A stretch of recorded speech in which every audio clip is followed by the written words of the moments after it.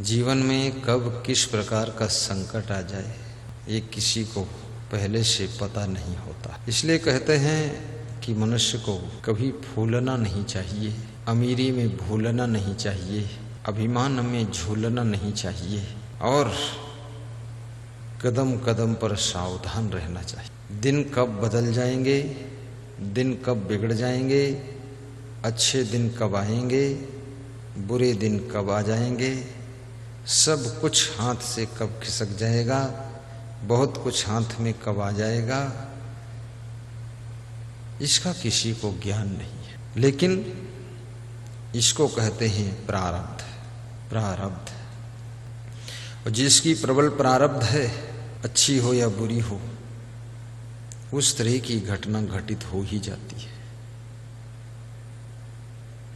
आए एक नगर के माही, ढिबुका मात्र रहे भीगे नाही।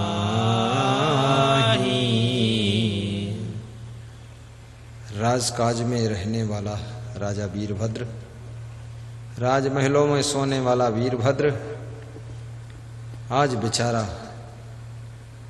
पैदल अपनी रानी के साथ में भूखा प्यासा भटक रहा है।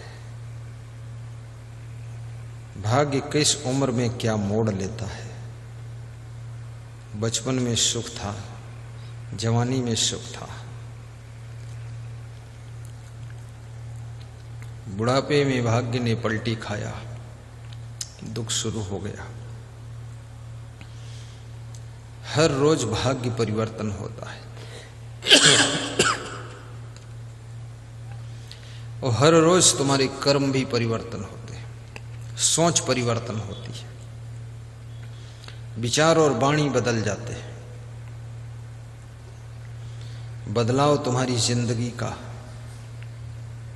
फार्मूला है।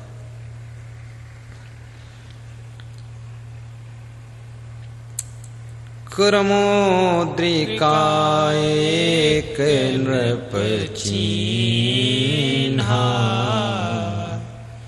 बेची कछुक दिन भोजन कीन्हा। राजा वीरभद्र हाथ की अंगुली में एक अंगूठी पहना था उन्होंने, तो उनका ध्यान उस अंगूठी पर गया। तो उन्हें याद आ गया कि सोने की अंगूठी है, इसको बेच लूं तो कुछ तो पैसे मिलेंगे ही और कुछ दिन भोजन तो खाऊंगा इससे। सोने की अंगूठी, इसलिए महिलाएं सोने चांदी के आभूषण पहनती है, क्योंकि कभी अचानक घर से भागना पड़े तो कम से कम 2-4 साल के खर्चा का इंतजाम साथ में चला जाए। गले का हार, कमर की करधनी, अंगूठी, छल्ला मुंदरी, नाक का फूल, नाक की नथुनी, कान के कुंडल, बाजू बंद, कड़ा बंद, झांझड़ा, पायल, बिछिया, बिछुआ, बहुत से आइटम इनके पास होते हैं। अब तो महिलाएं ज्यादा आभूषण नहीं पहनती, क्योंकि अब कितनी महिलाएं तो अपने नाम अपने पति से कहती हैं, मेरे नाम जमीन खरीदो तभी रहूंगी मैं। पति सोचता है जमीन जाए तो जाए, लेकिन कम से कम पत्नी तो रह जाए, तो उसी का नाम खरीद लेता है 1 एकड़ 2 एकड़। 2 एकड़ के लालच में पड़ी रहती है काम करती रहती है, चिल्लाती रहती है।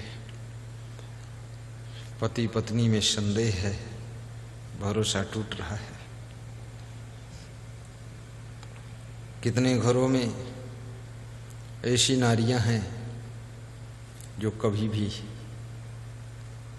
किसी चीज का लालच नहीं करती, न सोना न चांदी न जमीन न जगह, सबको अपना मानती है, सबसे प्रेम का व्यवहार करती है और प्रेम से रहती है कि अपना ही घर है, अपना ही सब है, खेत बाग अपना ही सब परिवार है, क्या अलग पलग होता है। क्योंकि उनके मन में कोई दुर्भावना नहीं है, मन बड़ा पवित्र है, मन में सोच है कि सब ठीक है। निर्मल मन की महिला बहुत खुश रहती है। राजा साहब के पास में एक अंगूठी थी, उस अंगूठी को बेचा और बेच करके कुछ दिन भोजन का इंतजाम किया। याद रखना,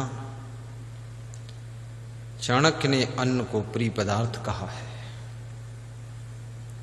उन्होंने कहा है कि भूख लगने पर न तुम सोना खाओगे, न जमीन खाओगे, न चांदी खाओगे, न तो हीरे जवाहरात खाओगे, न कपड़े खाओगे, न ट्रैक्टर मोटर खाओगे, अन्न ही खाओगे।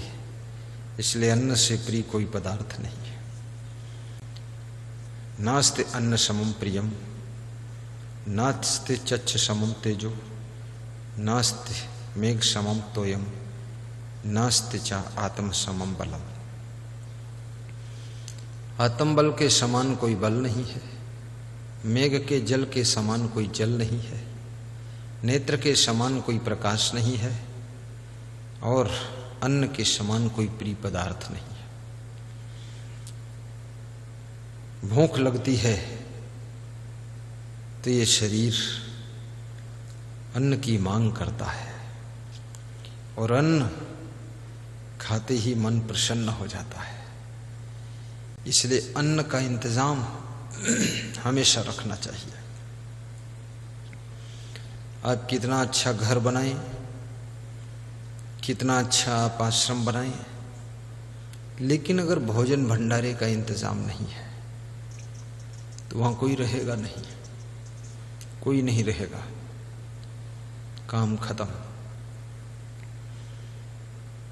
भोजन भंडारा की व्यवस्था होना जरूरी है।